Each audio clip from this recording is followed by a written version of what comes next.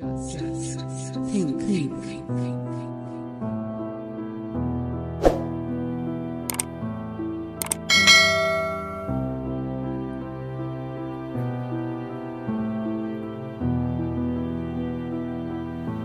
गुलामगिरी, slavery, प्रस्तावना।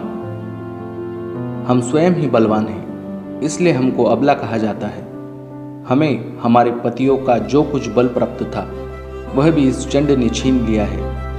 यह सब मालूम होने पर भी तू बुज़दिल होकर कायर की तरह हमारी कितनी इम्तिहान ले रहा है। जिसने हमारे शौहर को मार डाला और हम अबलाओं पर हथियार उठाए हैं, और इसी में जो अपना पुरुषार्थ समझता है, ऐसे चंड के अपराधों को देखकर तू समर्थ होने पर भी मुंह में उंगली दबाए पत्थर जैसा बहरांधा क्यों बन बैठा है।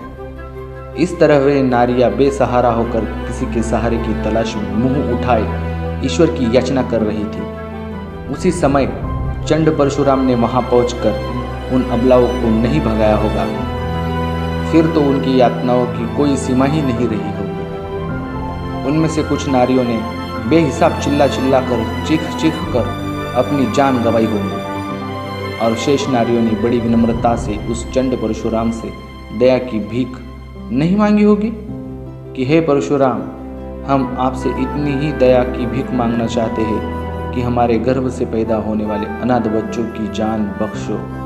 हम सभी आपके सामने इसी के लिए अपना आंचल पसार रहे हैं। आप हम पर इतनी ही दया करो। अगर आप चाहते हो तो हमारी जान भी ले सकते हो, लेकिन हमारे इन मासूम बच्चों की जान न लो। आपने हमारे शौहर को बड़ी बेरहमी से मौत के घाट उतार दिया है, इसलिए हमें बेसमय वैधव्य प्राप्त हुआ है, और अब हम सभी प्रकार के सुखों से कोसों दूर चले गए हैं। अब हमें आगे बाल बच्चे होने की भी कोई उम्मीद नहीं रही। अब हमारा सारा ध्यान इन बच्चों की ओर लगा हुआ है। अब हमें इतना ही सुख चाहिए। हमारे सुख की आशा स्वरूप हमारे ये जो मासूम बच्चे हैं, उनको भी जान से मारकर हमें आप क्यों तड़फड़ाते देखना चाहते हो।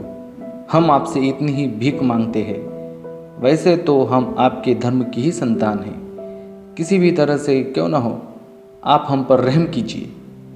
इतने करुणापूर्ण भावपूर्ण शब्दों से उस चंड परशुराम का दिल कुछ न कुछ तो पिघल जाना चाहिए था, लेकिन आखिर पत्थर पत्थर ही साबित हुआ। वह उन्हें प्रसूत हुए देखकर उनसे उनके नवजात शिशु छीनने लगा। तब ये उन नवजात शिशुओं की रक्षा के लिए उन पर औंधी गिर पड़ी होंगी और गर्दन उठाकर कह रही होंगी कि हे परशुराम, आपको यदि इन नवजात शिशुओं की ही जान लेनी है तो सबसे पहले यही बेहतर होगा कि हमारे सिर काट लो, फिर हमारे पश्चात आप जो करना चाहे सो कर लो, किंतु हमारे आंखों के सामने हमारे उन नन्हे मुन्ने बच्चों की जान न लो। लेकिन कहते हैं ना, कुत्ते की दुम टेढ़ी की टेढ़ी ही रहती है। उसने उनकी एक भी न सुनी। यह कितनी नीचता। उन नारियों को गोद में खेल रहे उन नवजात शिशुओं को जबरदस्ती छीन लिया होगा। तब उन्हें जो यातनाएं हुई होंगी, जो मानसिक पीड़ाएं हुई होंगी, उस स्थिति को शब्दों में व्यक्त करने के लिए हमारे हाथ की कलम थरथराने लगती है। खैर, उस जल्लाद ने उन नवजात शिशुओं की जान उनकी माताओं की आंखों के सामने ली होंगी। उस समय कुछ माताओं ने अपनी छाती को पीटना, बालों को नोचना और जमीन को कुरेदना शुरू कर दिया होगा।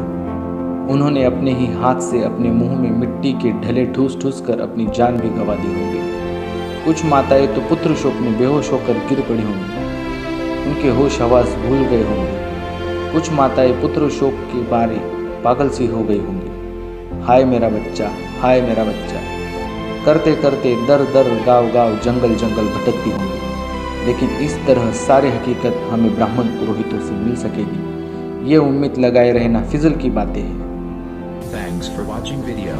Subscribe your own YouTube channel, Just Think, and press the bell icon for notifications.